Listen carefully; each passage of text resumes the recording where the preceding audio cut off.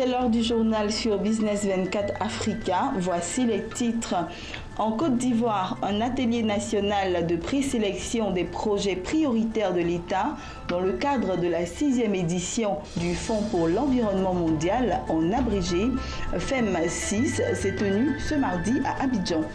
Et puis toujours en Côte d'Ivoire, première réunion du collège des superviseurs du groupe Ecobank Transnational Incorporated, ETI, s'est tenue à Abidjan.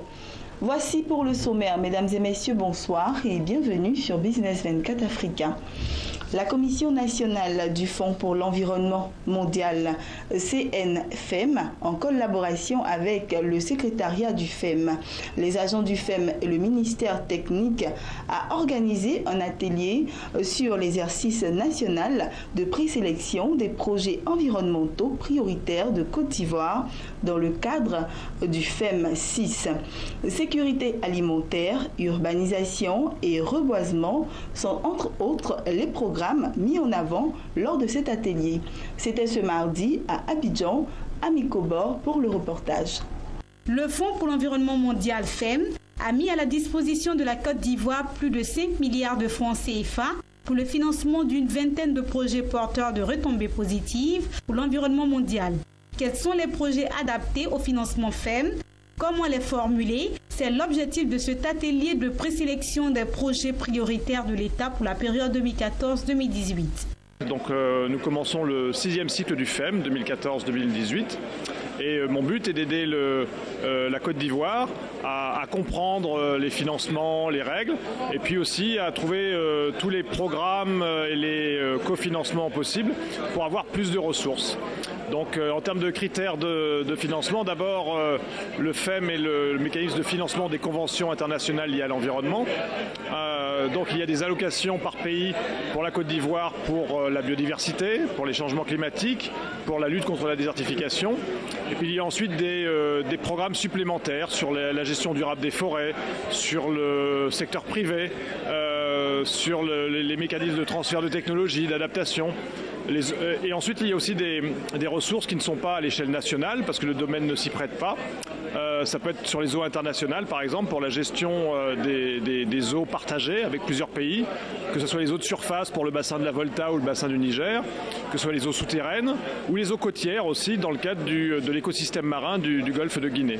Il s'agit d'un exercice de formulation de portefeuille de projets fait dans une démarche participative à laquelle prennent part les représentants des ministères techniques, les organismes gouvernementaux, le secrétariat du FEM et des ONG. Ces projets vont être formulés en tenant compte des priorités du FEM en matière de protection de l'environnement et du développement durable, précise le secrétaire permanent du FEM. Cet exercice-là consiste à la présélection de projets prioritaires de l'État. Et il y a des conditionnalités. Il faut respecter les priorités au niveau national. Il faut respecter aussi les critères du FEM. Donc nous avons reçu une série de...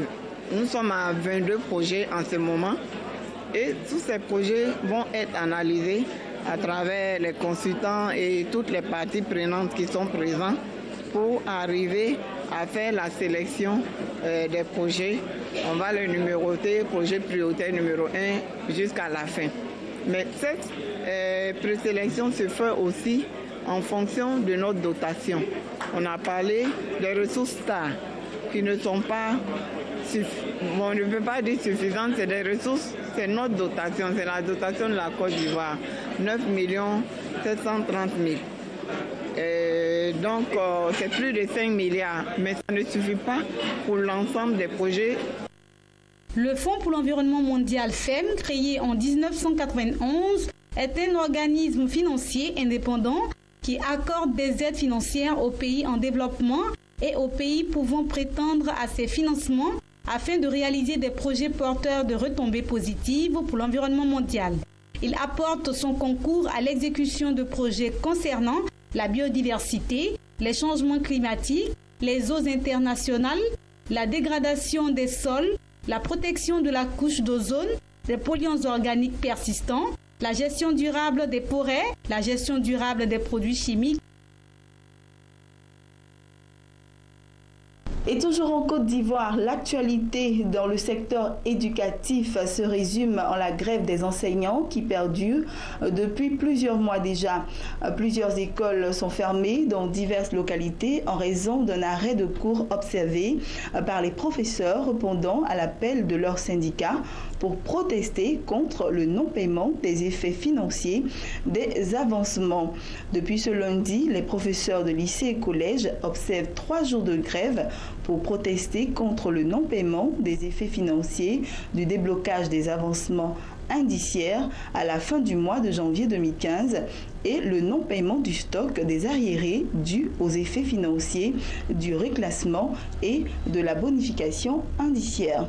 Lycées et collèges publics, mais aussi grandes écoles et universités publiques. Depuis hier, certains élèves et étudiants sont entrés dans la danse. Des heurts ont été signalés dans plusieurs villes de l'intérieur du pays. Continuons toujours ce journal en images. La première réunion du collège des superviseurs du groupe Ecobank Transnational Incorporated ETI s'est ouverte mardi à Abidjan sous la présidence de Tiemoko Kone, gouverneur de la Banque centrale des États de l'Afrique de l'Ouest, BCAO. Organisée par l'organe communautaire de supervision bancaire, la commission bancaire de l'Union monétaire ouest-africaine, cette rencontre qui se tient les 28 et 29 avril verra la participation aux travaux de représentants de 13 autorités de supervision de filiales bancaires du groupe Ecobank installées en Afrique. Et nous continuons toujours en images, cette fois-ci au Mozambique. Le Mozambique devrait enregistrer une croissance économique de 7,5% en 2015, grâce notamment aux bonnes performances attendues des secteurs de l'agriculture, de l'électricité, du gaz et du BTP, selon le gouvernement. L'inflation devrait se situer autour de 5,1% sur l'ensemble de l'année. La prévision de croissance annoncée par le gouvernement est supérieure à celle du Fonds monétaire international FMI, qui table, lui, sur une progression de 7% du PIB du Mozambique durant l'année en cours. Maputo avait annoncé en février dernier que l'économie mozambicaine a enregistré une croissance de 9,6% en 2014, soit un taux plus élevé que les 7,7% initialement prévus. Et terminons avec cette information en images.